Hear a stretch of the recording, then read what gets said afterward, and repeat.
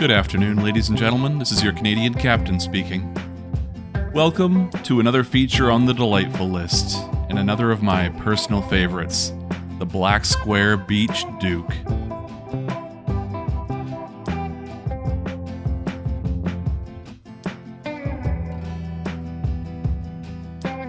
While this video will only specifically showcase the original/stock BE60, I'm including the Grand Duke and Turbine Duke in everything I cover. They are all equally delightful. The Duke and Grand Duke comes one package, whereas the Turbine Duke is sold as a second add-on. But not to worry, you can get them as a twofer and save $1 or two. Beechcraft started developing the Model 60 in 1965 to bridge the gap between the Beech Baron and the Queen Air.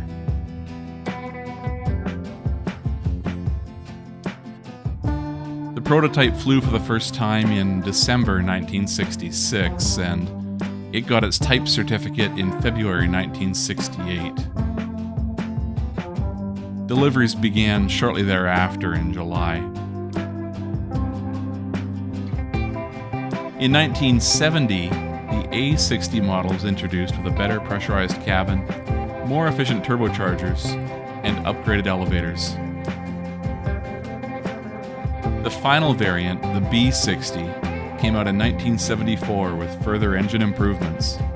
Despite good performance, sales were modest due to high maintenance costs, and production ended in 1983. The Duke is sometimes compared to a rare sports car. Not a lot were built, in fact, just under 600 in total, and owners did not operate them to save money. The turbine variant of the Duke, having been modified by Rocket Engineering, swapped the Lycoming piston engines for Pratt & Whitney PT6A turboprops in what's called the Royal Turbine Duke conversion.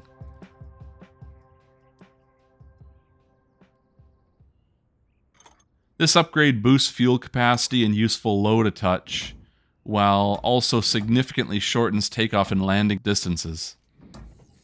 A huge change is the increased climb rate from 1,600 to 4,000 feet per minute, cutting climb time to 25,000 feet down to 9 minutes. The cruise speed jumps to 290 knots, but the trade-offs include higher fuel consumption and a reduced certified ceiling from 30,000 to 28,000 feet.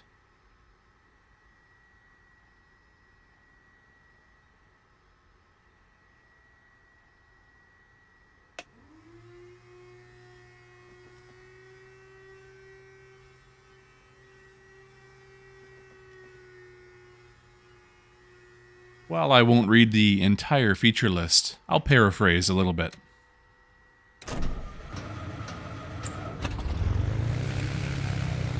This specific flight sim model by Black Square offers an advanced aircraft simulation with realistic reciprocating engine behavior, over 120 potential failures, and detailed simulations of turbochargers, pressurization, and cabin temperature. A tablet interface allows users to manage options, payload, failures, and monitor the various systems. A failure system includes persistent wear and scheduled breakdowns for most components.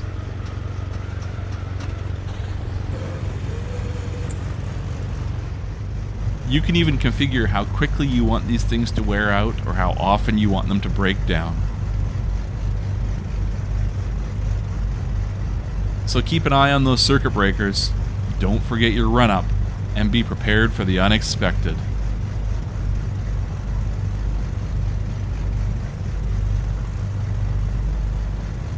The Duke also features accurate electrical systems and 3D gauges modeled after real-world counterparts. November, Zulu, Hotel, Kilo, Airport information, X-ray 0238, Zulu, weather, wind 215, at 6, visibility 10,000, sky condition 4,000, scattered few clouds at 1,200, temperature 8, QNH 1019er, advise on initial contact that you have information, X-ray It offers a range of radio navigation options from different eras, including the Bendix KNS81 RNAV and the Garmin GTN 750, among others.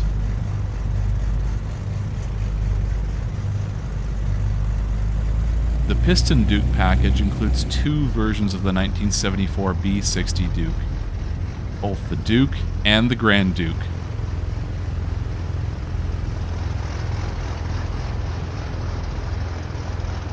It also includes detailed manuals, in-game checklists, 4 interiors, and 7 paint schemes.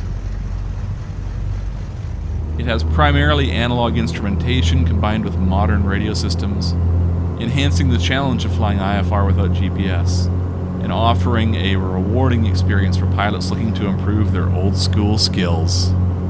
That's right up my alley.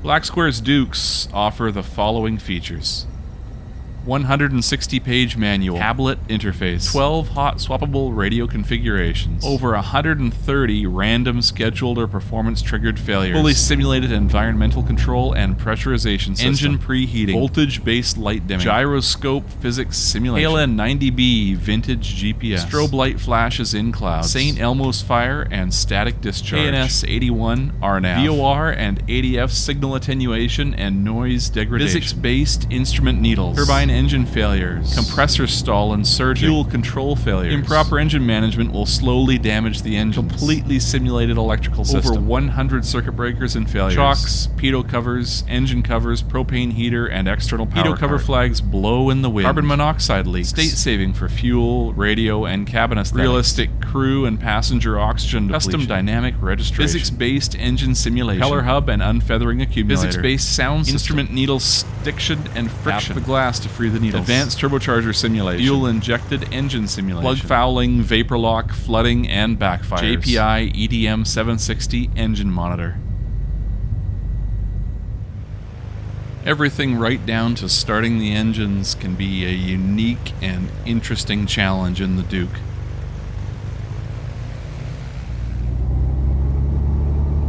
Sounds for the Duke are done by Boris Audio Works, and if you've had any aircraft with Boris's sounds before, you know what to expect. Particularly inside the aircraft, he is, in my opinion, among the very best in producing realistic and powerful sounds. The engine roar and prop tips are almost deafening, and the turbocharger whine is glorious.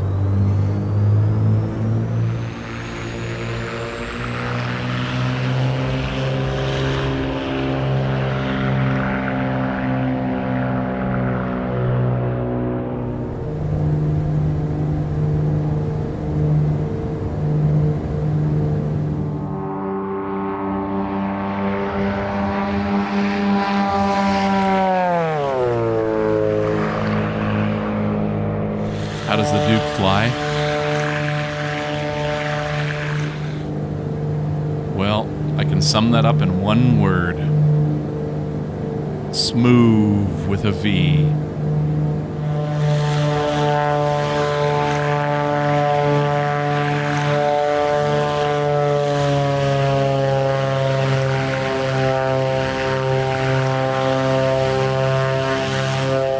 It's solid and predictable, flying like a fat version of a Baron should.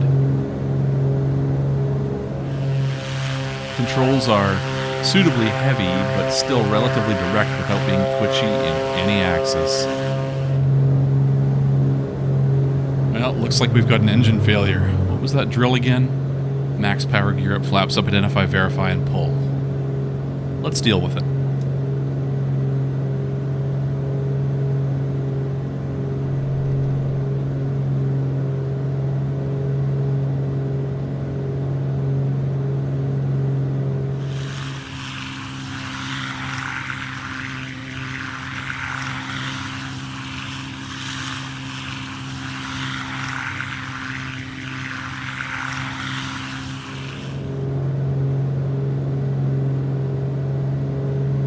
Single engine ops are wonderful, complete with in-air restarts, with behavior I've come to expect from flying aircraft of a similar size and weight.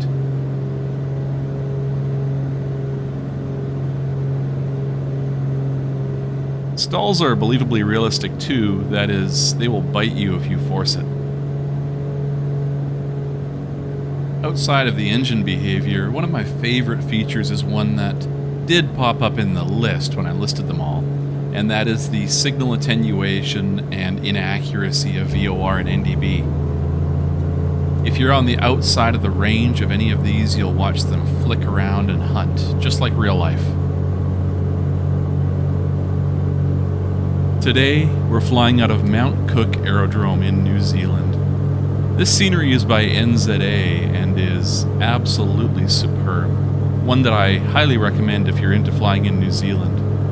And if you never have, give it a flight or two and you'll see why so many people love flying here. I'll have a link to the scenery down below.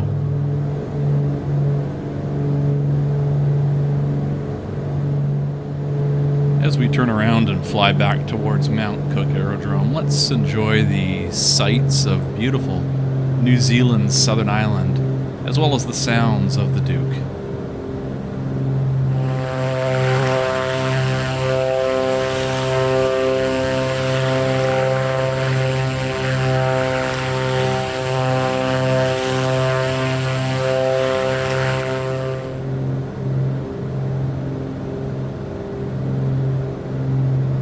Turbine Duke shares all of these qualities, and I enjoy flying it just as much.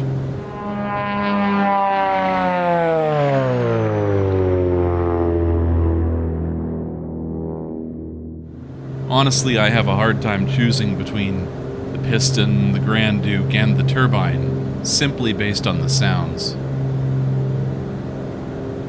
But when I want to go 300 knots at flight level 250, I know which one I'll choose.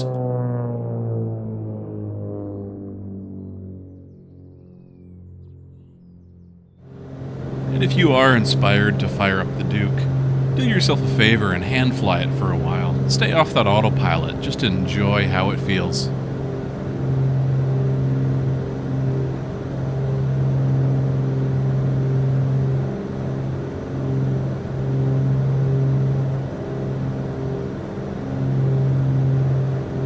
I should mention that I am not sponsored by either Black Square, Boris Audio Works, NZA, Active Sky, or anything else you find down below.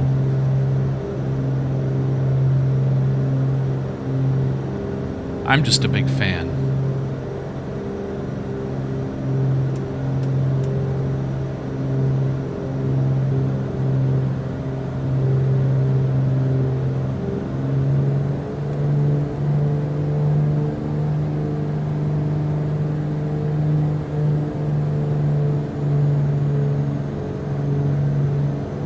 For your final approach, you're best to hold a little bit of speed and even through the landing flare a little bit of power. Always respect that blue line, despite what you see me doing in this little flight.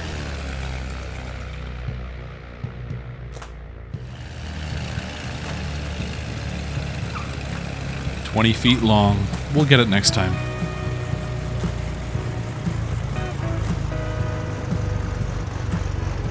How can I sum up how I feel about the Dukes? Well, let me put it this way.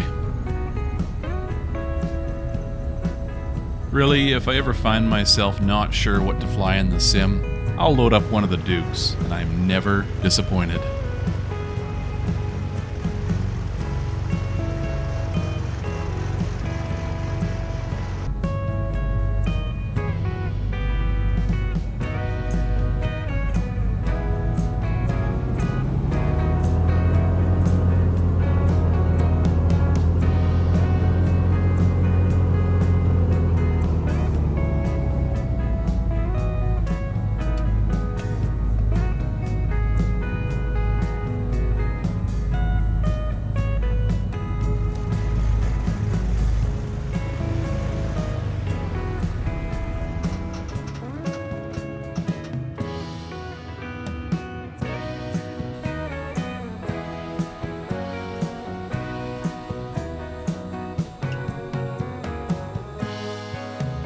I'd like to thank you all very much for watching the video, coming along on this little trip around the Mount Cook Aerodrome in New Zealand.